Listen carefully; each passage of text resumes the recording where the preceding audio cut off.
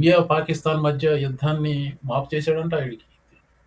Nobel peace prize కావాలంట. రవాండాలో ఏదో చేశాడంట, నోబెల్ పీస్ ప్రైజ్ కావాలంట. అలాగే మిడిల్ ఈస్ట్లో అది చేశాడంట, ఇది ఊడబొడిచాడంట, ఏంటేంటో కూశాడండి. నా చిన్నప్పుడు ఒక రకమైన ఇన్సల్ట్ ఉండేది, పిచ్చి పిచ్చిగా మాట్లాడే వాళ్ళకి, ఎర్రగడ్డ నుంచి వచ్చాడు రాయుడు అని. అదే మోహన మురళి. ఇది నా శీర్షిక. అనా ఇది America.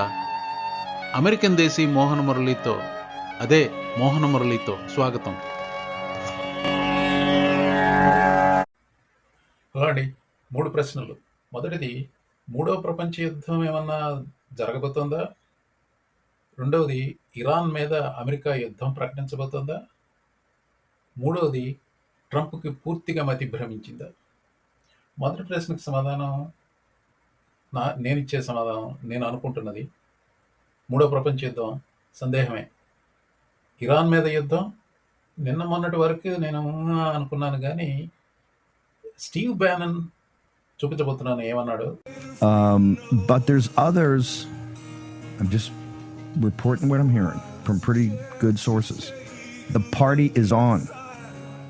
So another big weekend in this unfolding aspect of the Third World War. And no, anyone that's telling you that the Third World War is not here is absolutely does not understand the development and evolution of Trump inner సర్కిల్లో ఉన్న వాళ్ళందరూ పరమ లుచ్చావెదవులు. అలాంటి లుచ్చావెదవుల్లో అగ్రగామి Steve బ్యానన్. కానీ చాలా serious వ్యక్తి. అతను చెప్పే ప్రతి మాటను సీరియస్గా తీసుకోవాల్సిన అవసరం చాలా ఉంది. అంతేకాకుండా మొన్న ట్రంప్ని కలిశాడు. ఇరాన్ మీద యుద్ధానికి వెళ్ళడం స్టీవ్ బ్యానన్కి ఇష్టం లేదు. అందుకని చెప్పి స్టీవ్ బ్యానన్ని పిలిపించాడు వైట్ హౌస్కి. అక్కడ వాళ్ళ సమావేశం ఏదో అయింది. ఆ సమావేశం అయిన తర్వాత ఆ మాటలు చెప్పాడు. ఇంకొకటి, యుద్ధానికి వెళ్లే ముందు అమెరికన్ ట్రూప్స్కి స్టేక్ లాబ్స్టర్ డిన్నర్లో పెట్టారు. That's what happen on Friday evening. సరే, మూడవ ప్రపంచ యుద్ధం అనేది ఒక స్ట్రెచ్ అవ్వచ్చు, కానీ ఇరాన్ మీదకి ఖచ్చితంగా అమెరికా వెళ్ళబోతుందని చెప్పి నాకు అనిపిస్తుంది. As of this recording, June 21, summer solstice. ఇక మూడవ ప్రశ్న, ట్రంప్కు పూర్తిగా మతి భ్రమించిందా? ఎస్ అండ్ ఎస్, నిస్సందేహంగా అవును. అందుకు 3 ఉదాహరణలు, 3 ట్వీట్లు. మొదటిది జెసికా టార్లో మీద, రెండవది జెరోమ్ పవల్ మీద, మూడవది తనకు నోబెల్ పీస్ ప్రైజ్ కావాలని ప్యాసివ్ అగ్రెసివ్ టోన్లో డిమాండ్ చేయడం ద్వారా. మొదలే మతి లేనివాడు, ఆ ఉన్న మతి కూడా పూర్తిగా పోయింది అనటానికి నిర్ధారణగా ఈ ట్వీట్స్. వాటి మీదనే ఈ ఫుల్ వీడియో. ఈవిడ పేరు జెసికా టార్లో అండి. ఫాక్స్ న్యూస్లో ద 5 అని ఒక షో ఉంది. ఆ 5 షోలో 4 ప్రో రిపబ్లికన్స్ ట్రంప్ తొత్తులు. ఈ జెసికా టార్లో మాత్రం centre left. She's not a Democrat, centre left. బాగా వివరాలతో, నిజాలతో ముందుకొచ్చి చాలా ఆర్టికులేట్గా ఎక్స్ప్లెయిన్ చేసి చెప్తుంది. She doesn't lose her cool. 4 Trump తొత్తుల మధ్య కూర్చొని ట్రంప్కు వ్యతిరేకంగా నిజాలతో, ఆధారాలతో వివరాలు చెప్పి ఆ మిగతా 4 చేసే దూషణలను విస్మరిస్తూ చాలా పాయింటెడ్గా Fox News, which is Trump's bubble, అది ట్రంప్ సంస్థానం ఫాక్స్ న్యూస్ అనేది, అందులో నిర్భయంగా ట్రంప్కి వ్యతిరేకంగా మాట్లాడే ఏకైక వ్యక్తి జెసికా టార్లో. ఉదాహరణకి, Josh? Tell him I loved his op-ed. Right. And Greg mentioned a staggering level of corruption. And I just got a note that the staggering level of corruption from last night's meme coin dinner. That's what you're focusing on, the meme coin. No, 40% of Donald Trump's wealth has been accumulated since he became president because of 2 crypto coins. The New York Times did interviews with foreign buyers of this cryptocurrency who came over here to have dinner with him. A guy from South Korea. This is not even part of the segment. So what? You're talking about a meme coin. Yeah, no, I'm talking about who's corrupt and who is profiting off the American office. Did he try to cover that up? I don't think so. Yeah, Caroline Levitt said you're defending an administration that covered up a dying leader, and you're sitting here going, but meme coin, no, meme coin. I'm saying billions. All right, let's give Paul a chance to clean it up real quick. Paul, final thoughts. It is clean on my side of the street. All right, all I can say is that అది the 5 అనే show. అందులో వాళ్ళ మధ్య chemistry. యాక్చువల్‌గా మీరు చూసిన వాళ్ళందరూ యూజువల్‌గా ఉండే 5 మెంబర్స్ కాదు. జెస్సీ వాటర్స్ అనేవాడు ఒకడున్నాడు. ఒక స్మర్కింగ్ ఫేస్ ఉంటది. వాడిని చూస్తేనే పంచబుల్ ఫేస్ అంటారు. వాడు లేడు అందులో. జెనీన్ పీరో అని జడ్జ్ జెనీన్ అంటారు. ఆవిడ ఉండేది. ఆవిడ వెళ్ళిపోయింది. డీసీ డిస్ట్రిక్ట్ అటార్నీగా ఎలివేట్ చేశాడు ట్రంప్. వెళ్ళిపోయింది. ఆ గ్రెగ్ అనే వాడి పేరు నేను డిస్ప్లే చేశాను. సో ఇప్పుడు మీకు చూపబోయే ట్వీట్లో జెస్సీ వాటర్స్ని, గ్రెగ్ గట్ఫెల్డ్ని హైలైట్ చేశాడు. ఆ ట్వీట్ నేనే చదువుదాం అనుకున్నాను కానీ ఇంగ్లీష్లో చదవటం ఇది ఎందుకు, దాన్ని తెలుగులో ట్రాన్స్లేట్ చేసి ఒక ఏఐ వాయిస్తో కొంచెం మాకింగ్గా చెప్పాలన్న ప్రయత్నం అయితే చేశాను. మాకింగ్ విషయం అయితే రాలేదు కానీ Telugu translation AI voice I was able to do it. So here is the insane tweet Trump talking about Jessica టార్లో.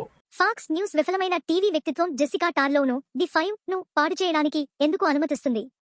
ఆమె స్వరం, ఆమె ప్రవర్తన మరియు అన్నింటికంటే ముఖ్యంగా ఆమె చెప్పేది టెలివిజన్ ప్రసారానికి ఒక అవమానం.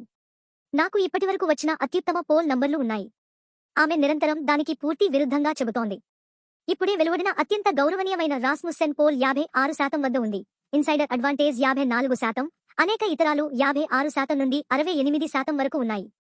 విచారకరంగా నేను పోల్స్లో పేలవంగా ఉన్నానని ఆమె చెప్పే మాటలను ప్రేక్షకులు వినాల్సి వస్తోంది. అయితే నేను డెమోక్రాట్లను 15 పాయింట్లతో ఓడిస్తున్నాను. మరింత ముఖ్యంగా నేను ఇద్దరు అభ్యర్థులు స్లీపీ జో మరియు కమలాపై అన్ని 7 స్వింగ్ స్టేట్లను గెలిచి మరియు మిలియన్ల కొద్దీ పాపులర్ ఓట్లతో ప్రతి చోటా రికార్డులు బద్దలు కొట్టి ఒక భారీ విజయం సాధించాను. అద్భుతంగా ఉండే జెస్సీ, గ్రెగ్లకు పూర్తి న్యాయం చేయాలంటే వారు ఈ పోల్ నంబర్లన్నింటినీ చూడరు మరియు అందువల్ల నా రక్షణకు రాలేరు. కానీ నేను రాగలను. టార్లోను ఎవరూ భరించలేరు. ఆమె పదే పదే అబద్ధాలు చెబుతుంది మరియు ఆమె ఫాక్స్ అంతటా ఉందని మాగా పెద్ద ఎత్తున ఫిర్యాదు చేస్తోంది. ఆమెను షోలో ఉంచడం ద్వారా వారి రేటింగ్లు ఎలా పడిపోతాయో చూడండి. ఆమె చెప్పేది వినడానికి ఎవరూ ఇష్టపడరు. గత నెలలో మన దేశంలోకి 0 అక్రమ వలసదారులు వచ్చారనే వాస్తవం గురించి ఆమె ఎందుకు మాట్లాడదు? అయితే స్లీపీ జో బైడెన్ 62,000 మందిని అనుమతించాడు. వారిలో చాలా మంది జైళ్లు, మానసిక సంస్థలు, గ్యాంగ్ల నుండి వచ్చినవారే. జెసికా టార్లో లాంటి వ్యక్తులు మాగా ఫాక్స్ను పూర్తిగా ద్వేషించేలా చేస్తున్నారు. మోహన్ మురళి గారు, అది మధ్య భ్రమించడం కాదు. చాలా స్ట్రాటజిక్గా జెసికా టార్లోని ఫాక్స్ నుంచి ఫైర్ చేయడానికి ఫాక్స్ మీద పెట్టే ఒత్తిడి అని మీరు అనవచ్చు. అందులో నిజం ఉండవచ్చు. కానీ ఒక ప్రెసిడెంట్ ప్రవర్తించాల్సిన విధానమేనా ఇది? మతి స్థిమితం ఉన్న వాళ్ళు చేసే పనులేనా అని మీరు ఆలోచించాలి అని నేను అంటున్నాను. ఇక జెరోమ్ పవల్ గురించి. జెరోమ్ పవల్ ఇంట్రెస్ట్ రేట్లు తగ్గించటం లేదు. మీకు తెలియదేముంది, ఇంట్రెస్ట్ రేట్లు తక్కువ ఉంటే ప్రభుత్వానికి చాలా డబ్బులు మిగులుతాయి. ఎందుకు? ప్రభుత్వం కొన్న $36-37 ట్రిలియన్ మీద ఇంట్రెస్ట్ పేమెంట్ తగ్గుతుంది. అలాగే హోమ్ ఓనర్స్కి ఇంట్రెస్ట్ భారం తగ్గుతుంది. అలాగే ఏ రకమైన వ్యాపారమైనా కానీ అప్పు తీసుకున్న వాళ్ళకి ఇంట్రెస్ట్ భారం తగ్గుతుంది. ఇంట్రెస్ట్ భారం తగ్గితే దానివల్ల తిరిగి పెట్టుబడి పెట్టే అవకాశం ఉంటుంది. అదే కన్స్యూమర్కి అయితే మరింత కొనే అవకాశం ఉంటుంది. So everybody knows that low interest rates are good in a stable ద్రవ్యోల్బణం, అది ఇన్ఫ్లేషన్ తక్కువ ఉన్న అట్మాస్ఫియర్లో అది సాధ్యమని. కానీ జెరోమ్ పవల్ తను ఎందుకు ఇంట్రెస్ట్ రేట్లు తగ్గించడం లేదు అనే దాన్ని డీటెయిల్గా ఎక్స్ప్లెయిన్ చేశాడు. And what we're waiting for to reduce rates is to understand what will happen with really the tariff inflation. And there's a lot of uncertainty about that. Every forecaster you can name who is a professional forecaster with adequate resources and forecasts for a living is forecasting a pretty significant. Everyone that I know is forecasting a meaningful increase in inflation in coming months from tariffs, because someone has to pay for the tariffs, and it will be someone in that chain that I mentioned between the manufacturer, the exporter, the importer, the retailer, ultimately somebody putting it into a good of some kind, or just the consumer buying it. And all through that chain, people will be trying not to be the ones who pick up the cost, but ultimately the cost of the tariff has to be paid, and some of it will fall on the end consumer. We know that because that's what businesses say, that's what the data say from past. So we know that's coming, and we just want to see a little bit of that before we make judgments prematurely. Follow up on that. So you spent years though talking about how your day-to-day. 2-3 నెలలుగా Jerome పవల్ పాడుతున్న పాటే అది. ఆ మాటలు మనోడికి రుచించలేదు. పోగాలము దాపురించిన వాడు మిత్రవాక్యమును, అరుంధతి నక్షత్రమును, గాయత్రి మంత్రమును కనడు, వినడు, వీక్షించడు. Jerome పవల్‌ని tweet రూపేణా దుయ్యబడుతూ నిన్న కూసిన కారు కూతలివి. టూలెట్ పావెల్ ఖర్చుల గురించి ఫిర్యాదు చేస్తున్నాడు. వాటిలో చాలా వరకు బైడెన్ నకిలీ ప్రభుత్వం ద్వారా సృష్టించబడ్డాయి. కానీ అతను వడ్డీ రేట్లను తగ్గించడంలో సహాయపడటం ద్వారా మన దేశానికి అతిపెద్ద మరియు ఉత్తమమైన పని చేయగలడు. మరియు అతను వాటిని ఉండాల్సిన సంఖ్యకు 1% నుండి 2%కి తగ్గిస్తే ఆ తెలివి తక్కువవారు అమెరికా సంయుక్త రాష్ట్రాలకు సంవత్సరానికి $1 ట్రిలియన్ వరకు ఆదా చేస్తారు. అతనిపైన తీవ్రమైన విమర్శలు అతను చేయాల్సిన పనిని రేట్లను తగ్గించడాన్ని అతనికి మరింత కష్టతరం చేస్తాయని నేను పూర్తిగా అర్థం చేసుకున్నాను. కానీ నేను అన్ని రకాలుగా ప్రయత్నించాను. నేను మంచిగా ఉన్నాను, నేను తటస్థంగా ఉన్నాను, మరియు నేను దురుసుగా ఉన్నాను, మరియు మంచిగా మరియు తటస్థంగా ఉండటం పని చేయలేదు. అతను ఒక తెలివి తక్కువ వ్యక్తి మరియు స్పష్టమైన ట్రంప్ ద్వేషి. అతను ఎప్పుడూ అక్కడ ఉండకూడదు. నేను వినకూడని వారి మాట విన్నాను, మరియు బైడెన్ అతన్ని తిరిగి నియమించకూడదు. మనకు వాస్తవంగా ద్రవ్యోల్బణం లేదు. మన ఆర్థిక వ్యవస్థ చాలా బాగా పనిచేస్తోంది, మరియు త్వరలో అపారమైన టారిఫ్ ఆదాయం వస్తున్నందున మరియు దేశవ్యాప్తంగా ఫ్యాక్టరీలు నిర్మించబడుతున్నందున గతంలో కంటే మెరుగ్గా పనిచేస్తుంది. అతను ద్రవ్యోల్బణం లేదా మరేదైనా గురించి ఆందోళన చెందితే అతను చేయాల్సిందల్లా రేటును తగ్గించడమే. తద్వారా మనం వడ్డీ ఖర్చులపై ప్రయోజనం పొందవచ్చు. మరియు భవిష్యత్తులో ఈ ఇతర అంశాలు జరిగినప్పుడు మరియు జరిగితే అవి జరుగుతాయో లేదో నాకు అనుమానం, దాన్ని పెంచవచ్చు. భవిష్యత్తులో ఎప్పుడో ద్రవ్యోల్బణం ఉంటుందని మీరు అనుకుంటున్నారని చెప్పకండి, ఎందుకంటే ఇప్పుడు లేదు. కాని ఉంటే రేట్లను పెంచండి. మనం జతచేయబడిన జాబితాలో అగ్రస్థానంలో ఉండాలి, దిగువన కాదు. ఈ పూర్తి మరియు సంపూర్ణ మూర్ఖుడిని బోర్డు ఎందుకు అధిగమించదో నాకు తెలియదు. బహుశా, కేవలం బహుశా, అతన్ని తొలగించడం గురించి నా మనసు మార్చుకోవాల్సి వస్తుందేమో. కాని ఏది ఏమైనప్పటికీ అతని పదవీకాలం త్వరలో ముగుస్తుంది. మీరు అనవచ్చు, మోహన్ మురళి గారు, ఇది కూడా జెరోమ్ పవల్ మీద ఒత్తిడి పెట్టడం కోసమే చేస్తున్న అది ఒక స్ట్రాటజిక్ డెసిషన్ ట్రంప్ చేసింది అంటే ఒప్పుకుంటాను, కాదనను. కానీ ఒక ప్రెసిడెంట్ వీధిలో పిచ్చికొక్కలాగా మొరగకూడదు.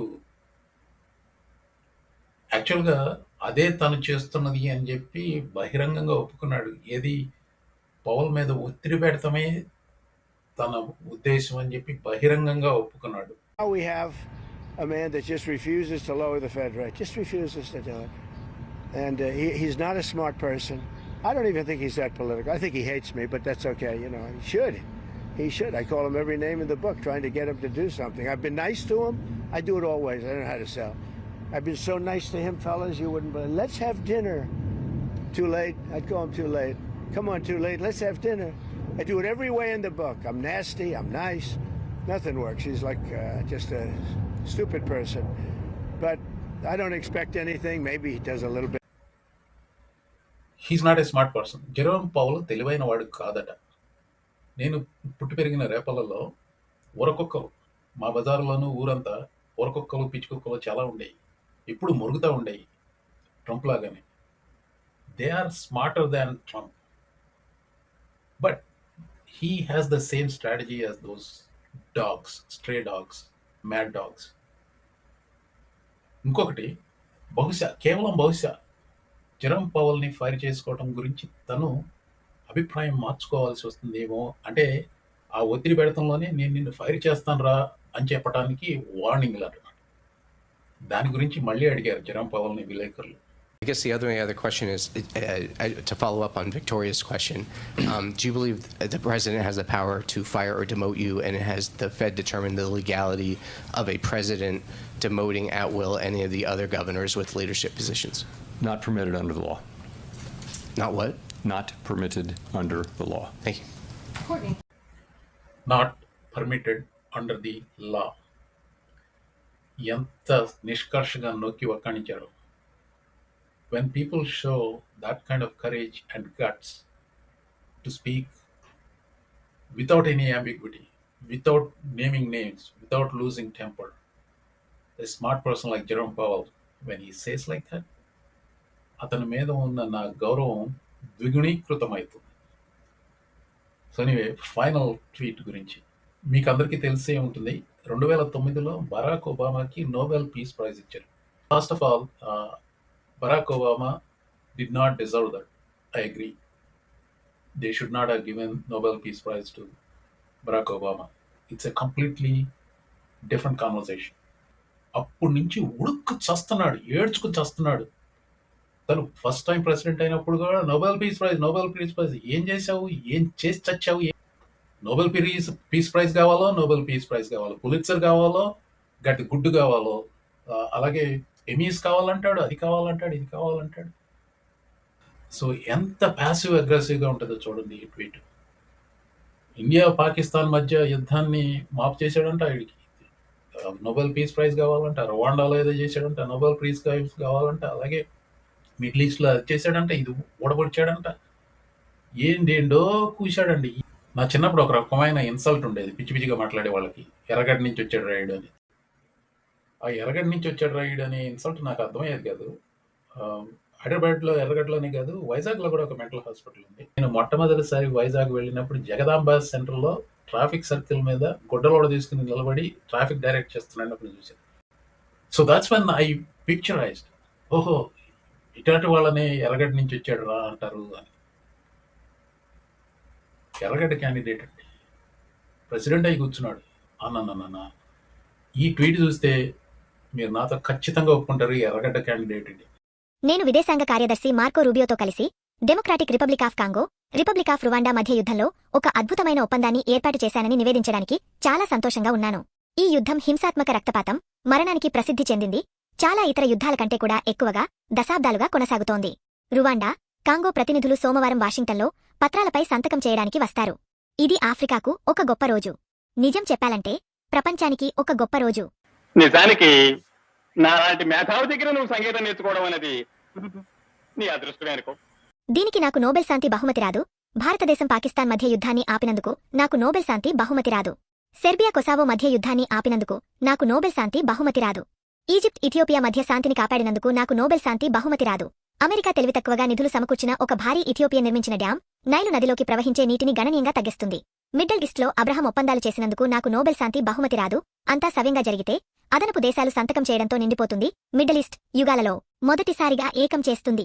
లేదు, నేను రష్యా, ఉక్రెయిన్ మరియు ఇజ్రాయెల్, ఇరాన్తో సహా ఏది చేసినా నాకు నోబెల్ శాంతి బహుమతి రాదు. ఆ ఫలితాలు ఏమైనప్పటికీ కాని ప్రజలకు తెలుసు. అదే నాకు ముఖ్యం. ఇంతకన్నా ఈ విషయంలో నేనేం చెప్పలేను. అదండి, ఇంతకంటే ఈ విషయంలో నేనేం చెప్పలేను. ఈ వీడియో రికార్డ్ చేస్తున్నప్పుడు, ఎడిట్ చేస్తున్నప్పుడు ఒక విషయం పూర్తిగా మర్చిపోయానండి. ముఖ్యమైన విషయం ఏంటంటే, అది పాకిస్తాన్ ఈ రోజునే ట్రంప్ని నోబెల్ పీస్ ప్రైజ్కి నామినేట్ చేసినట్టు వార్తలు వచ్చాయి. Remember, Trump loves Pakistan, Pakistan loves him back by nominating him for Nobel peace prize. శాంతియుత దేశం శాంతి దూతని ప్రపంచానికే అగ్ర శాంతి దూతగా నామినేట్ చేసింది. How ironic. మరొక ఇంపార్టెంట్ అప్డేట్ అండి, నేను ఈ రికార్డింగ్ అంతా, మోస్ట్ ఆఫ్ ద రికార్డింగ్ మధ్యాహ్నానికల్లా ఫినిష్ చేసేసాను. సరే, ఇది ఎడిట్ చేసి సాయంత్రం ఎప్పుడో అప్లోడ్ చేద్దామని చెప్పేసి ఎడిట్ చేస్తున్నప్పుడు ఒక విషయం మర్చిపోయానని చెప్పి ఇప్పుడే దాన్ని, ఇది పాకిస్తాన్ ట్రంప్ని నోబెల్ పీస్ ప్రైజ్కి నామినేట్ చేసిన విషయం అప్డేట్ చేశాను. అది చేసిన వెంటనే మళ్ళీ రెండరింగ్ చేస్తున్నప్పుడు న్యూస్ చెక్ చేస్తే Trump confirmed an attack on Iran. That's how I started this video with, right?